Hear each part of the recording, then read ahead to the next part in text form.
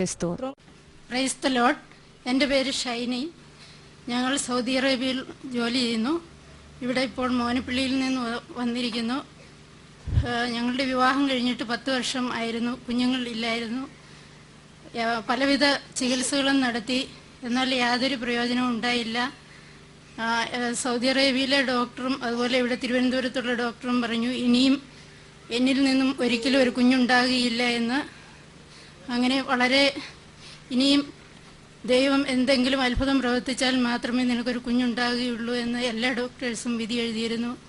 ഞാൻ വിചാരിച്ചു ഒരുപക്ഷെ ഡോക്ടേഴ്സിന് ഇത് തെറ്റുപറ്റിയിരിക്കാം. ഞാൻ ഡൽഹിയിലുള്ള ഒരു ഡോക്ടറുമായി ബന്ധപ്പെട്ടു. ആ ഡോക്ടറും എൻ്റെ റിസൾട്ട് കണ്ടിട്ട് പറഞ്ഞു നിന്നിൽ നിന്നും ഇനി ഒരു കുഞ്ഞുണ്ടാകുവാൻ യാതൊരു ചാൻസും ഇല്ല എന്ന്. അപ്പോൾ ഞാൻ ദൈവത്തിൽ കൂടുതൽ ശരണപ്പെട്ടു. അങ്ങനെ ഇരിക്കെ വളരെ യാദൃച്ഛികമായി ജീവൻ ടി വിയിലൂടെ ദേവസ്യ സാറിൻ്റെ വചനം കേൾക്കുവാൻ ഇടയായി. ദേവസ്യ സാറിനെ പറ്റി കേട്ടിട്ട് പോലും ഇല്ലായിരുന്നു ഞാൻ.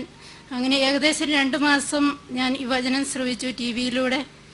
അപ്പോൾ ആ കോണ്ടാക്റ്റ് നമ്പർ ഞാൻ എഴുതിയെടുത്തു. പലതവണ സാറിനെ കോണ്ടാക്റ്റ് ചെയ്യുവാനായിട്ട് ശ്രമിച്ചു, എങ്കിലും കിട്ടിയില്ല.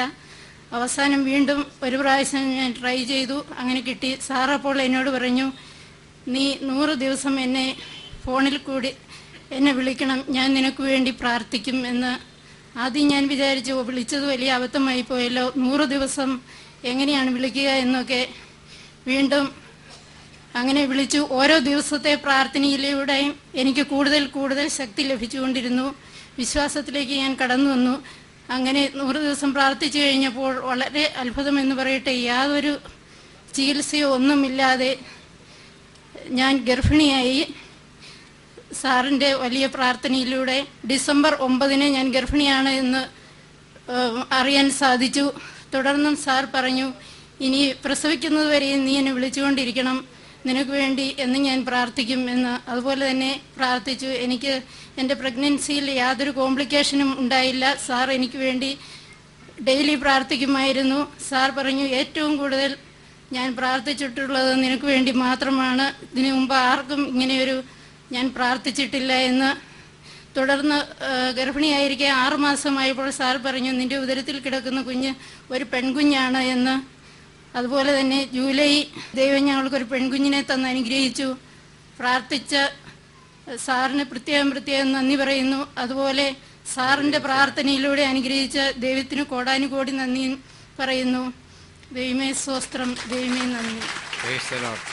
സ്നേഹിതരെ, ഇങ്ങനെ പറയാനുള്ള കാരണം ഈ കുട്ടിയുടെ ഫോൺ കിട്ടിയ ആദ്യത്തെ ദിവസം തന്നെ പ്രാർത്ഥിക്കാൻ വേണ്ടി തുടങ്ങുമ്പോൾ ഞാൻ പ്രാർത്ഥിക്കാതിരിക്കത്തക്ക വണ്ണം എൻ്റെ മനസ്സിലും ശരീരത്തിലും പിശാച് ദ്രോഹങ്ങൾ ആരംഭിച്ചു. എനിക്ക് ആ ആഴ്ചയിൽ തന്നെ അതിശക്തമായ ഉദര രോഗങ്ങളായി. പിശാചിനെതിരെ കടുത്ത മത്സരത്തോടുകൂടി വീണ്ടും പ്രാർത്ഥിക്കാൻ തുടങ്ങി. പിറ്റേ ആഴ്ചയിൽ ചങ്കുവേദന, നെഞ്ചുവേദന അഥവാ ഇതെല്ലാമായി. പിശാചിൻ്റെ കടുത്ത പോരാട്ടത്തെ 2 കൊരിന്ത്യർ 10:4 പറഞ്ഞതുപോലെ വചനത്തിൻ്റെ ആയുധങ്ങൾ ഉപയോഗിച്ച് ശക്തമായി പ്രാർത്ഥിക്കാൻ തുടങ്ങി. വളരെയേറെ ദാഹത്തോടുകൂടി ഈ കുട്ടിക്ക് വേണ്ടി പ്രാർത്ഥിക്കാൻ കാരണം സൗദി അറേബ്യ ആണ് ഈ ലോകത്തിൽ ദൈവത്തിൻ്റെ വചനം കടന്നു ചെല്ലാൻ പാടില്ലാത്ത, അത്ര ഒന്നും പാടില്ലാത്ത രാജ്യമാണ്. സൗദി അറേബ്യയിലാണ് ഇന്ന് നമ്മുടെ പ്രാർത്ഥന ഏറ്റവും കൂടുതൽ ആവശ്യം. ഈ പെണ്ണിനും ചെറുക്കനും ഒരു കൊച്ചുണ്ടായതിലൂടെ കുറഞ്ഞതൊരു 10,000 ആളെങ്കിലും അവിടെയുള്ളവരത് അറിഞ്ഞു. കുഞ്ഞുമക്കൾ ഉള്ളവരെന്നോ ഇല്ലാത്തവരെന്നില്ലാതെ നിരവധി പേർ ഇവിടെയും പല സ്ഥലത്തും വന്ന് ഇത്തരം ദൈവദാസന്മാരടുത്ത് വന്ന് മാനുഷിക ആത്മീയ കൃപകൾ ഇന്ന് വാങ്ങിച്ചുകൊണ്ടിരിക്കുകയാണ്. 18 തവണ ഈ കുട്ടിയുടെ ഗർഭപാത്രത്തെ ഇടിക്കുവാൻ പിശാച് കയ്യും ചുരുട്ടിയിരിക്കുന്നത് ഞാൻ കണ്ടു. 6ാമത്തെ മാസത്തിലാണ് ഞാനിത് പ്രാർത്ഥനയിൽ ദർശനത്തിൽ കണ്ടത്. അപ്പോൾ ഞങ്ങൾ കൂടുതൽ തേജസ്സോടുകൂടി പ്രാർത്ഥിക്കാൻ തുടങ്ങി. ഈ ഷൈനിയും ഷൈനിയുടെ ഭർത്താവും എന്നെ എപ്പോൾ ഫോൺ വിളിച്ചാലും കിട്ടാൻ വേണ്ടി ഇവർക്ക് കുഞ്ഞുണ്ടായി പ്രസവിക്കുന്നിടം വരെ എൻ്റെ പോക്കറ്റിലുള്ള മൊബൈൽ ഫോൺ ഓണാക്കി വെച്ചുകൊണ്ട് മാത്രമേ ഞാൻ വചനം പോലും പ്രസംഗിക്കുമായിരുന്നുള്ളൂ. എന്നിട്ട് ഞാൻ പ്രസംഗിച്ചുകൊണ്ടിരിക്കുകയാണ്, പിന്നെ വിളിക്കണമെന്നുള്ള അർത്ഥത്തിൽ മൊബൈൽ ഫോൺ ഓണാക്കി പ്രസംഗം കേൾപ്പിച്ചു കൊടുക്കും ഷൈനിയെ.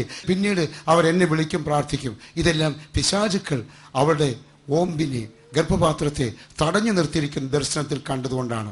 ആ ഇടയുള്ള ശക്തിയുള്ള ഒരു നിരന്തര പ്രാർത്ഥനയിൽ കർത്താവ് ഒരു പ്രഭാതത്തിൽ ഞാൻ എഴുന്നേറ്റ് വരുമ്പോൾ എൻ്റെ അരികത്തൊരു